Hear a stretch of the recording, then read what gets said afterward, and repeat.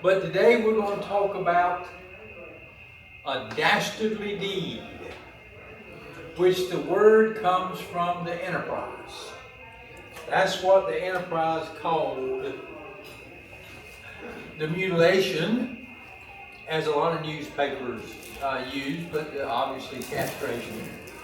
But this dastardly deed, I was looking on the internet and I saw reference to this act. I saw references, obviously North Carolina, Virginia, New Jersey, Pennsylvania, Illinois, California, Oklahoma, all over the United States. This was picked up by the news wire. One thing that surprised me was, in looking at it, just how quickly it was picked up. But Martin County, unfortunately, for about 6 weeks, had nationwide, and I'm sure there's some worldwide services that picked it up, that had nationwide attention. But we'll be talking about the dastardly deed, and what we're going to be talking about is some of the influences, and as I see the influences, certainly the major influence was the Klan, the Ku Klux Klan, which was active in North Carolina, in Martin County. And in 1925, it probably was at its height. And if you want to read some things about the Ku Klux Klan, some excellent books out there. But now when I say the Ku Klux Klan, I'm not talking about the Ku Klux Klan of the post-Civil War. The Ku Klux Klan was revived again in the early 1900s and really took off about 1915-16 in there. But the Klan was obviously very active here. They are referenced in the Enterprise multiple times.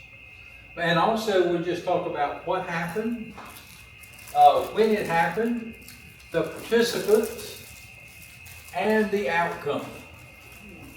Now, this all happened within March the 30th and April the 10th, 11th, 12th, somewhere in there. Don't know exact date. But there is a newspaper reference out of New Jersey that Mr. Needleman was on the way home and should be arriving back in New Jersey on May the 15th. So everything was over for him at that point. So it was a wow. 6, 8 weeks? The incident occurred, and trial and conviction. Right here in Martin County. There was no change of venue. It was like, let's do it now. And they did.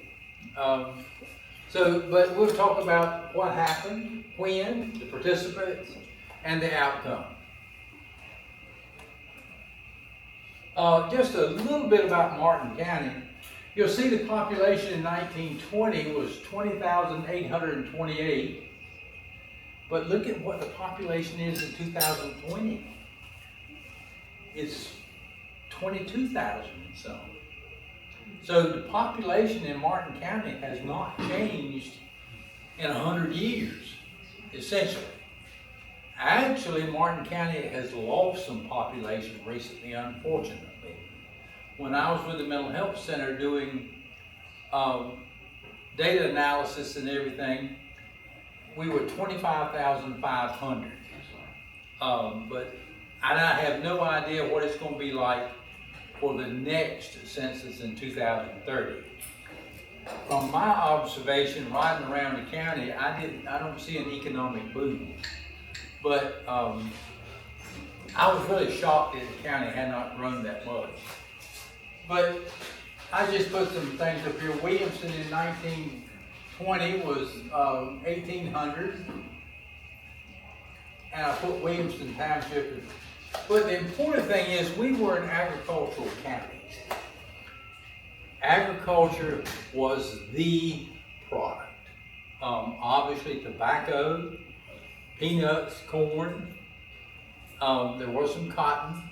And I don't know really about soybean, but tobacco was one of the big crops, if not the biggest, probably. And one of the things that when I read this and looking at it, anti-Semitism was a major component in this. I mean, it was major.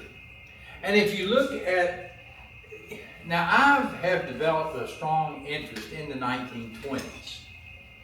It was a fascinating era. You had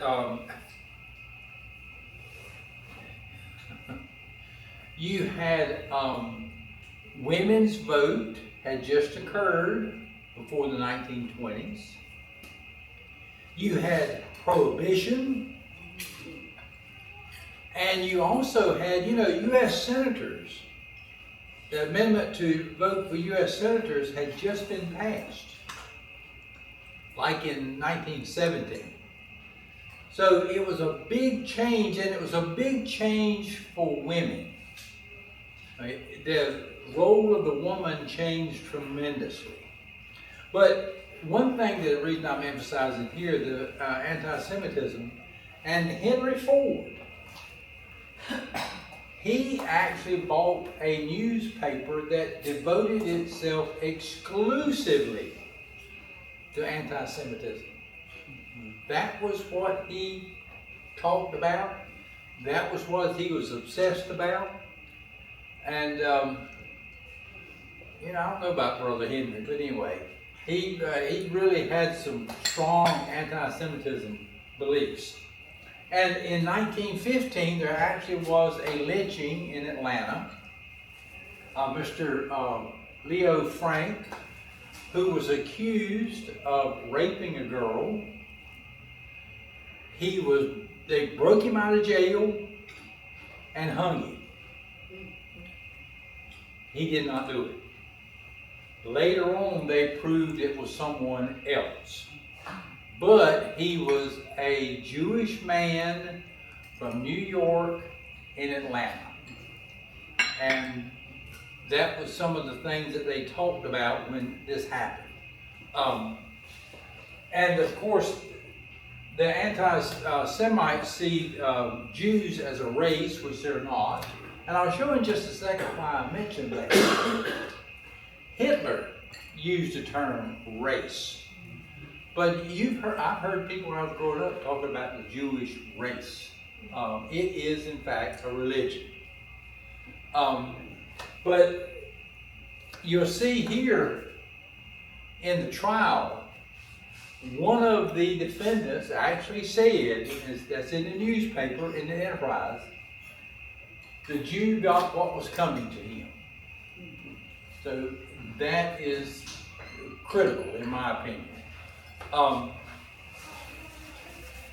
Now, I think that one of the major influences at that time was this movie, The Birth of a Nation. Now, if you want to watch something that is amazing, if you've got 3 hours, that's how long it was. Birth of a Nation was the first full-length, multi-reel movie. And it was based on the book, The Klansman. And it was shown here in Williamston in 1922. And I watched it on YouTube. And I can imagine what people thought when they saw this movie. Now, Birth of a Nation was not as strong on the anti-Semitism as it was anti-black. That was the focus of Birth of a Nation. D.W. Griffin, he had some pretty strong prejudicial feelings, and he's the one that did the movie. But I think that was important because you're talking only 3 years since this movie was seen by practically everybody in the county, I'm sure, who could put together a 5 cent. And you can see the quote there from the Daily Southern about the movie. One of the greatest things that ever been. And Thomas Dixon's book, The Klansman, was not one of the great literary achievements of the era, but it was a very powerful book because it glamorized the Klan. It talked about how good the Klan was, how virtuous it was, how the world was just going to go to pot if it were not for the Klan. So you talk about that was going on then, and you had the Ku Klux Klan in Martin County. There was actually a article extolling the virtues of the book. The front page article about a KKK chapter. And one thing I read in the Enterprise was up in Hamilton, a man had been caught in a place where he should not have been. It was apparently reported to be a house of ill repute. But the article said that the Klan chased him down, and I think they gave him a, quote, a good talking to. They didn't beat him up or anything like that. But also within Martin County, there was a church service going on, and 3 Klansmen in full regalia walked down the center of the church, put money in the collection plate, and turned around and walked out. Now, this was done all over the nation. The people around here did not dream that up, but this was something that the Klan encouraged throughout the nation. So the Klan was very powerful, and you see that in 1923, they tried to pass a bill in North Carolina that you couldn't have your face covered. No, the Klan said, no, that's not true. You can have your face covered. So they defeated that. And of course, there was a reference, and I don't know how true this is, that some of the members who were at the Needleman episode thought they were going to a Klan meeting. I don't know if that's true at all. It's a very good way to say, well, I just thought I was going to be at a Klan meeting. So, and it may have. But you see the Ku Klux Klan, you can't read that probably, creed. But the number 2 is the most important, I think. Protection to our women, that their honor may be preserved, and the racial purity of our descendants may be kept untarnished. Now, interestingly, in the 20s, one thing that really upset people was the ability to date in an automobile. It's like, whoa, dating should be done in the parlor with the family present. Don't let a woman get in a car and go off because mischief happens. But it was a strong sentiment about, one of the things that the Klan talked about was preserving, especially, it was obviously white Protestant women. Now, in our area, the Klan, it was anti-black, anti-Catholic, anti-Jewish. That pretty well covered the three areas that they detested. Now, in some parts of the United States, it was anti-Jewish primarily. In some parts, it was anti-Catholic. And the Deep South and us, it was anti-black and all the other stuff. But oddly enough, one of the major states for the Klan was Indiana. Had one of the most active Klan presences in the United States. And another place where it was extremely active and powerful was Oregon, which kind of surprised me. I mean, I don't know, I always thought about Oregon as being a liberal place. But in 1925, there was a major parade in Washington, D.C. of Ku Klux Klan members. And one of the unique things about it is a lot of them walked with their hoods removed. So you're talking about an extremely influential group and very powerful. Governors were elected because of the Klan. We had a Supreme Court justice who was a member of the Klan in his early years. Now, the interesting thing about him, Chief Justice Frankfurt, he was a member of the Klan, and he's also the one who started the American Civil Liberties Union, which I always thought that was rather unique. And then you see the rigid preservation of white supremacy. The destinies of Americans shall remain with the white race. The one thing is interesting up here, it does not use the word Protestant. But according to the Klan, if you were a white male born in the United States, very important to be born in the United States, and a Protestant, you could be a member. If you had the same beliefs that they did, but you were born in England and came over here, you couldn't be a member. If you were Catholic, white male, born in wherever in the United States, but Catholic, you could not join. It was a pretty exclusive group. So, but I think the sentiment that they had was very powerful, and I think it played into what was going on with this. Because I've never, I hope I didn't take sometimes you make decisions and that's what you stay with.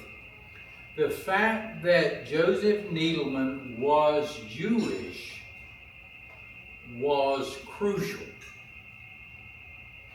because if he'd have been an ordinary white Protestant, I don't know what they would have done. Had he been black, they probably would have hung him.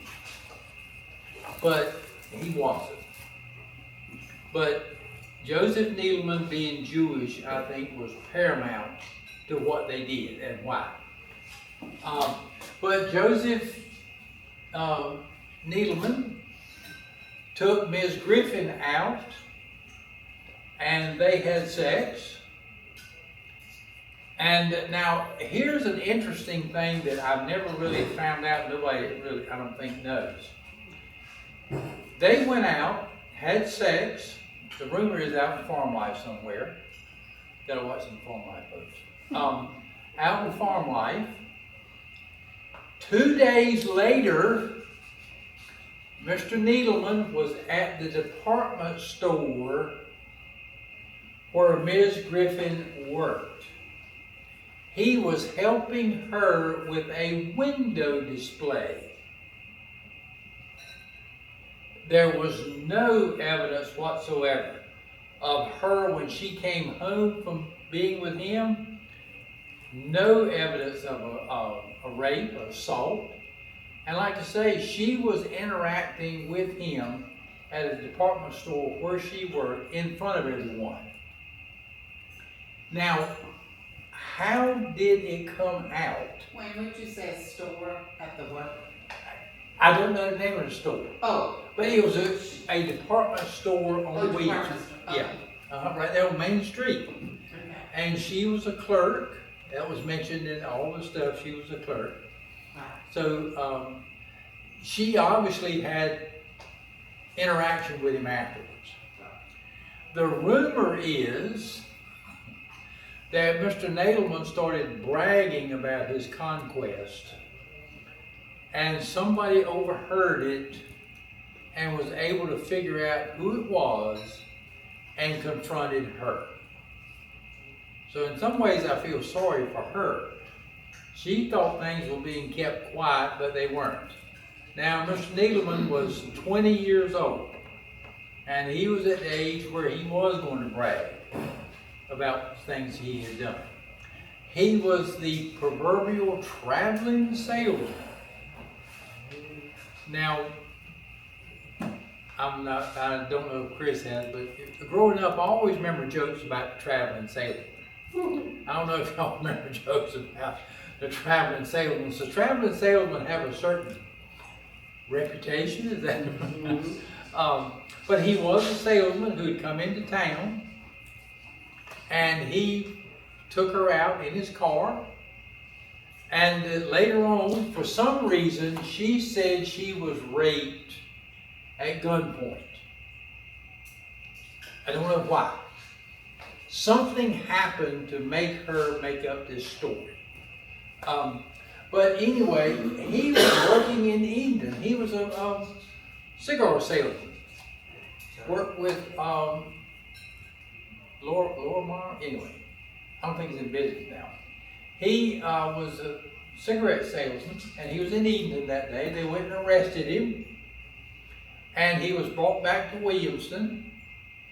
And according to the paper, that he did not want to be in the jail in Williamston because he feared what might happen.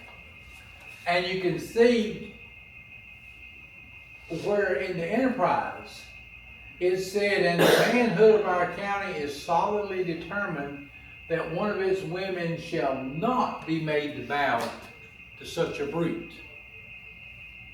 And Sunday night, on March the 30th, March the 29th, when we get 30th, a mob forms, and I want to say, my granddaughter told my grandson, when he had just turned 16, he and a bunch of his buddies were going out. And she said, in effect, Seth, a bunch of guys getting together, their intelligence goes down. There are lots of things that my brother and I and Jimmy did that we would not have done alone. Now, we obviously didn't say, hold my beer at that age, but you put a bunch of men together, and sometimes ain't the brightest bulbs in the room. But you see that the mobs were from Griffin's Township, Williams Township, Robertsonville, Gold Point, Janesville, Williamston, Goose Nest, and Hamilton. The plot actually started in Robertsonville. But so it was not an isolated group of people from this area, it was representation from all over the county. There's no evidence that there was somebody from outside the county that was in the mob, although the man that later married her was from Kinston. So, but they went to the jail, but first of all, they went to the sheriff and said, we want him. And the sheriff said, no, he couldn't do that. And there's also something about his daughter family. But that Sunday night, they castrated him. Right out here. Right out here by the church, behind the church. Behind what? That church. So, Uh-huh. Wait till after church. Sheriff just told me that the sheriff threw the keys down the street to that mob. Did you There's, hear that? yes, but there's, the evidence is that they had to tear the jail door off. Oh, I mean, there's multiple that's reports pretty that they telling. actually did that. But yeah, my thinking is the sheriff was complicit. If somebody had come after him legally, he probably would have been found guilty. Certainly not protecting his prisoner. yeah. But they carried him out right over here, and there is evidence that there was a large crowd. And when some of now, there was never any report that they had planned on hanging him, of lynching him. Yeah. But when some of the crowd found out what they were going to do, they left. They said, whoa, I am not getting in this. This is not what I came for. It's one thing to break a man out of jail, threaten him, maybe beat him up or something, but they were doing something that was much more severe than what the mob thought would occur. But then Mr. Needleman, they left him there. He walked from the church, Skowhegan Church out here, all the way to downtown Williamson. There was a report that he actually did stop at a house and ask for help, and they wouldn't let him in, wouldn't help him. Now this was early in the morning. But he went down to the Williamson, and they got emergency medical care for him quickly and tried to do what they could. And then he was taken to Washington. Man, that's bad. Sorry about that. That's really hard to read. He was taken to Washington, and while he was in Washington, the sheriff came over there and said, I want to do something. Well, Mr. Needleman, as I can understand why, he didn't trust the sheriff, and he wouldn't cooperate with the sheriff. He said, no, I'll tell the doctors what happened, but I'm not telling the sheriff. And then later on, the men were arrested. Not immediately now. The men were arrested. How many? There were about 50 people arrested. 50. It was a story But they- in one of the North Carolina books. The Martin County books. No. No, I looked at the books this morning, couldn't find it. and in the Martin County history, there is nothing that I can find in there that references. Well, The maybe the one Needleman back case. when.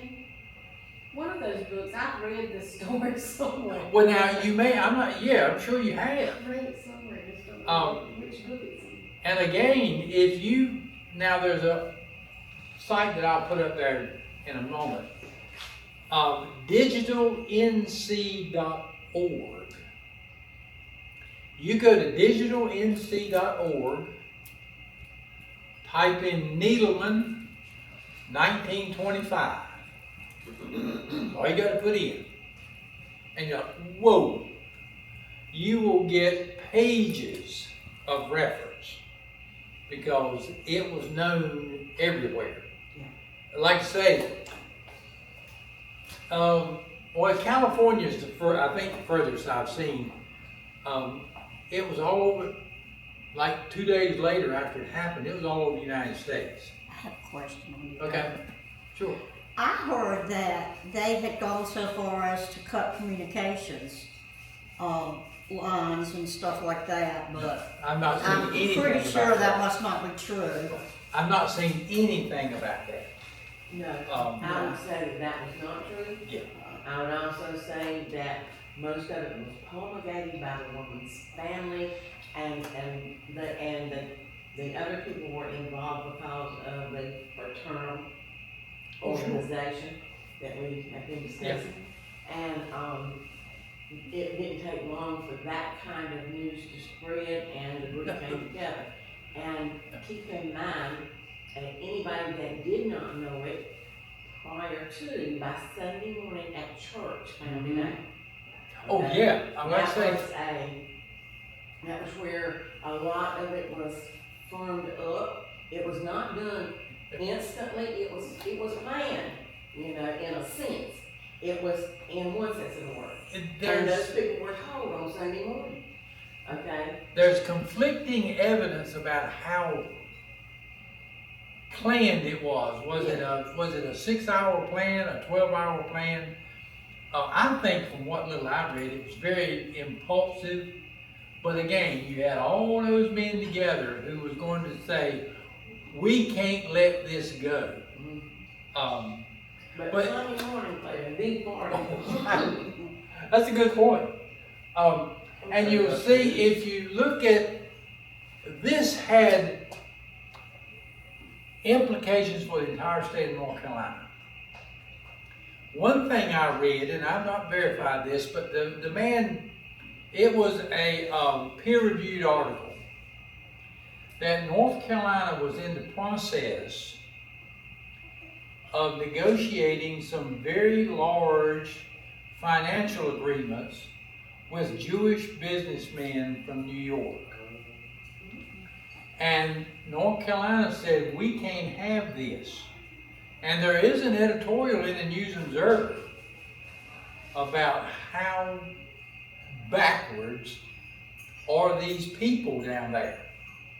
And you can, again, I'm sorry for it. It said that the county commissioners, a letter from the Chamber of Commerce to the News Observer said, that is not us. And the county commissioners put up money to identify these people because it was having severe implications for the businesses of Martin County. So, I mean, it was so odd. And when you read other newspapers and even in the Enterprise, there's the use of the word mutilation, attacked him. But in 1925, there's only certain things you see it. The newspaper did not use the word castration. It was mutilation.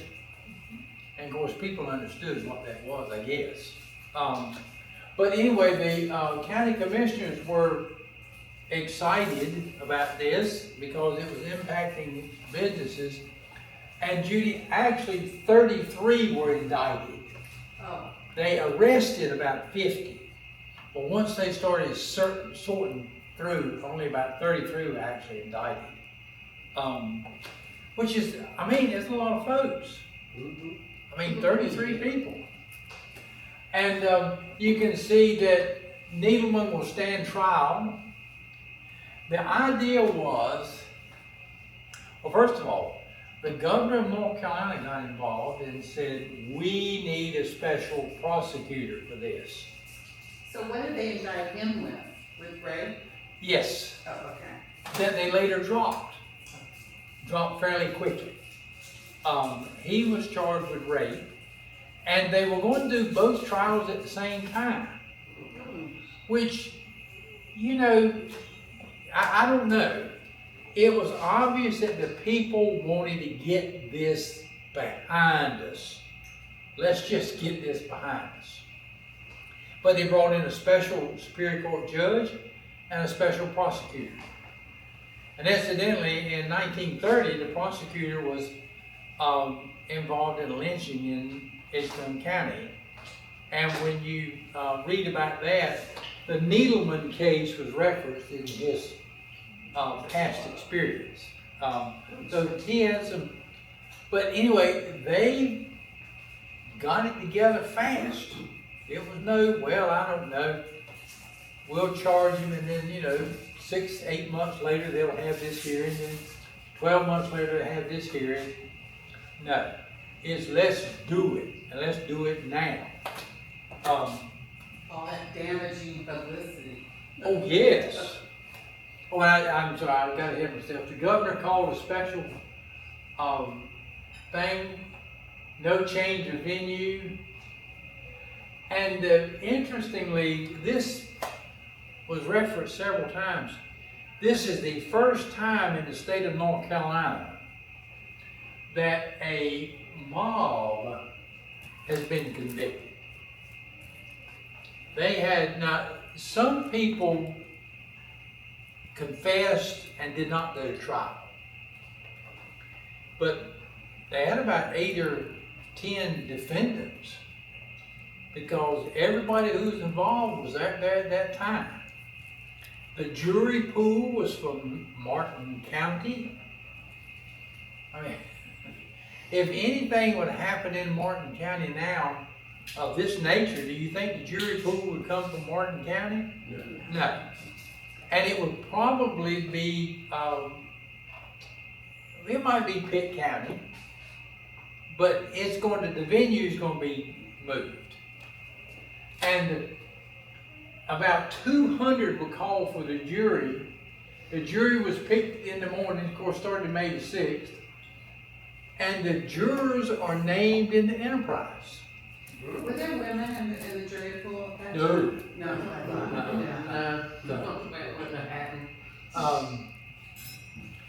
And they were all white males.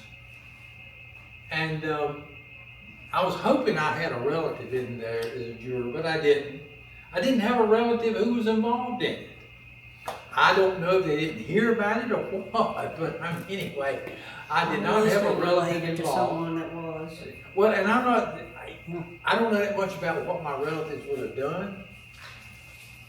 My grandfather spent his money arguing over the ownership of the church. So, I don't know. But the jury pool was named, and they called them, and then that afternoon they started the trial. Now that was fast. And, there's it from Alaska. And of course the Enterprise commented on the cars out of town and all, because there were a lot of people from outside of Williamson coming to this trial. It started on May the 6th. And at the trial, Mr. Needleman did pretty good until he saw Mr. Griffin. And it said that he needed some ammonia when he saw him because it upset him. I'm sure a little bit of PTSD there. And they told him, said, give up them. We've come for your sexual organs. Give up them or we'll take your head. Now, in my opinion... Was that Griffin, was that the dad of the lady? No, it was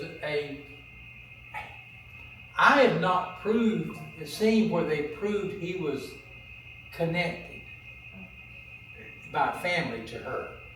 Now, there's also a report that the leader of the pack, Mr.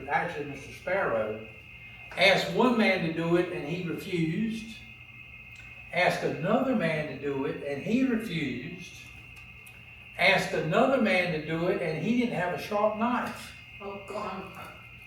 And then Mr. Griffin was the one that had the sharp knife.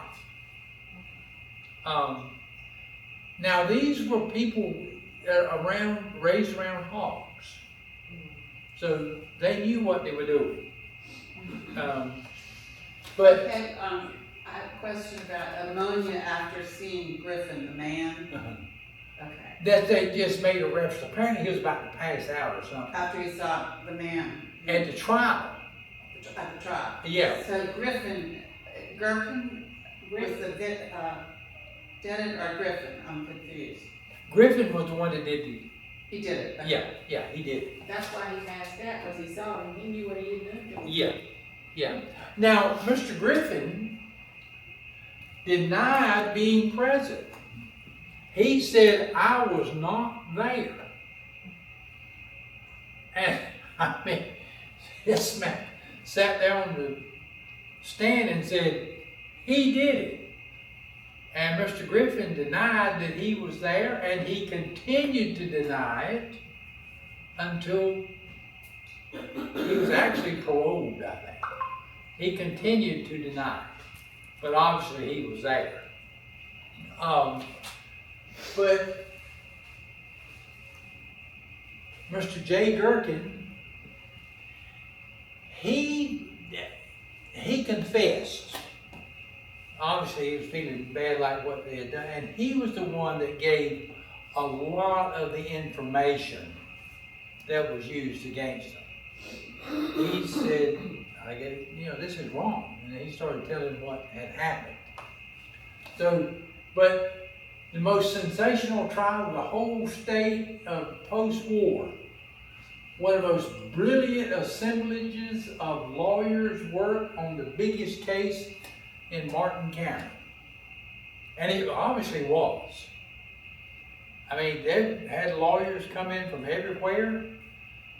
Each defendant did not have a lawyer, an individual lawyer. There was kind of a group legal thing. And when you think about it, I mean, really, it's amazing that it was handled this way. Legally, it's just so different from what it is today. But they did charge him. Mr. Griffin received 30 years. Now, as a little aside, Mr. Griffin is reported to have been the barber for the governor. He played in a band in the state prison. He was also reported to be the chauffeur of the governor. So it was not like they were ostracizing him in any way. And according to the Enterprise, where did I put? He came home when his mother died without prison escort. He came home for a couple of days during her funeral. Again, without any type of escort. Now, Mr. Sparrow and Senior, Junior, and Mr. Bullock. Mr. Bullock was actually from Robertsonville. But what happened was, when Ms. Griffin said, I was raped,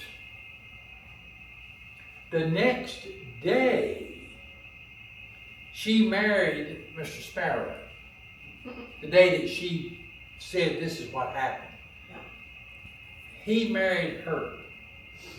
They didn't live together forever, but they married.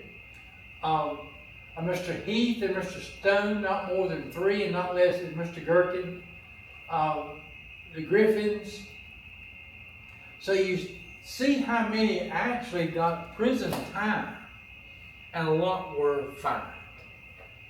So they handed out justice, as you define justice. Of course, that's where Mr. Griffin was allowed to visit his mother. Mr. Griffin appealed the sentence. He was paroled after 5 years, which is not unusual now. I mean, that was not unusual. And because the law was not as it is now. Parole was common in those days, whereas you receive, now they passed the law, where you receive the time. oh yeah. But that was not the case then. Well, and also, it kind of reflects how the prison system may have seen his crime. Oh, yes, and that's true too. I mean, they didn't, like, sure, that's what he did. He didn't hang anybody, my gracious, what's everybody so upset about? Nobody died. And he was, But on the other hand, if Mr. Needleman had bled to death, you'd have had a murder trial. now, I'm pure speculation. But if they had hung him, there would have been a blip in the paper. No, the Enterprise would have carried it.